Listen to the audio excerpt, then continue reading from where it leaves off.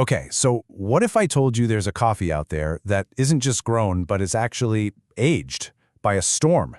Yeah, deliberately. Today, we're diving into Monsooned Malabar, and trust me, its origin story is absolutely wild. So when you picture a raw coffee bean in your head, what do you see? Probably something small, dense, kind of green, right? Well, forget that. The Monsooned Malabar bean is something else. It's this pale, straw yellow color, and it's literally swollen up to nearly double its normal size. It looks almost puffy and porous. Right away, you can just tell it's been through something pretty unusual. And that really gets to the heart of it, doesn't it? What kind of coffee is born from a 6-month sea voyage and the sheer relentless power of monsoon winds? Well, the answer is a flavor that, get this, was discovered completely by accident. All right, so first up, let's really dig into just how different this weather-beaten coffee actually is. I mean, this comparison really says it all, doesn't it? On one side, you've got your standard green bean. It's dense, it's got that natural acidity, and it's just waiting for the roaster. But then you look at the Monsooned Malabar. It's already gone through a massive transformation before it even sees a roaster. Those humid winds make it swell up and turn pale. But the really crucial part, they pretty much neutralize all its acidity. We're talking about a completely different raw material right from the get-go. So, you have to be asking, right? How did anyone figure out that blasting coffee with humid air for months on end was a good idea? Well, they didn't. It was a complete and, as you'll see, a very, very fortunate accident of history. So, let's set the scene. We're going back to the time of the British Raj. Coffee's being shipped from India's Malabar coast all the way over to Europe. But here's the thing. This is the age of sail. We're talking long, hard journeys in the damp, musty hulls of huge wooden ships. So before about 1869, that trip around Africa took a whopping 4 to 6 months, and the whole time the beans were just sitting there, soaking up all that humid sea air. This process totally transformed them, creating this incredibly smooth, low-acid coffee that people in Europe just went crazy for. But then, technology changed everything. The Suez Canal opened up, steamships came along, and suddenly that 6-month journey was cut down to just 1 month. The coffee started arriving fresh, green, and, well, completely wrong. People actually complained. They missed that unique, weathered flavor they had come to expect and love. Okay, so the flavor was gone, but the demand for it? Oh, that was still very much there. And this is where the story gets really clever. This is where Indian producers figured out how to harness the power of the monsoon itself to recreate that accidental flavor, but this time completely on purpose. They were facing a bunch of unhappy customers, so the exporters on the Malabar coast had this brilliant idea. It was basically, hey, if we can't take the coffee on a long sea voyage anymore, why don't we bring the sea voyage to the coffee? They decided to try and perfectly replicate the conditions of that old journey, but do it all on land.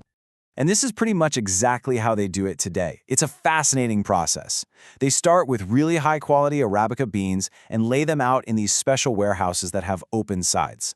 Then, from about June to September, the incredibly powerful moisture-packed monsoon winds just blow right through. For 12 to 16 weeks, that's 3 to 4 months, workers are constantly raking and turning the beans by hand to make sure every single one gets evenly exposed. Slowly but surely, the beans soak up all that moisture, they swell up, and they get that signature pale golden color. It's like they've literally captured a storm and put it to work. Okay, so all that effort is incredible, but what does it actually mean for the coffee in your cup? What are the real, measurable changes, and what does it taste like? Well, the science here really tells the story. If you look at the data from the official government filing, you see this dramatic jump in moisture content. And at the same time, the density just plummets. That's why the beans get so big and porous. And let's be clear, these aren't just small cosmetic tweaks. These are profound physical transformations that completely redefine what the coffee bean is. But okay, what about the taste? Coffee expert Kenneth Davids came up with a pretty fantastic comparison. He said it's as unique as, say, an intensely soft ripened cheese or one of those super peaty Islay single malt whiskeys. The main thing to get here is that this is not your typical bright, acidic, fruity coffee. No way. This is deep, it's earthy, it's complex. It's one of those flavors you either absolutely love or you just don't get it. Now, for all you home brewers out there, listen up, because this is where it gets really interesting. People have found that these beans just behave differently. First, they need to rest for way longer after roasting, like 10 to 14 days to get the best flavor. If you pull an espresso shot with them, you can expect a ridiculously thick crema. It's famous for it. And because they're so much less dense, you'll probably have to grind a lot finer and maybe even brew a bit hotter than you're used to.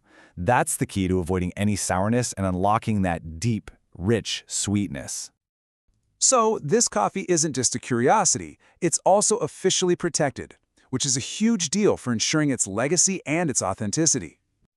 And to really get why that's important, you need to know what a geographical indication, or a GI, is.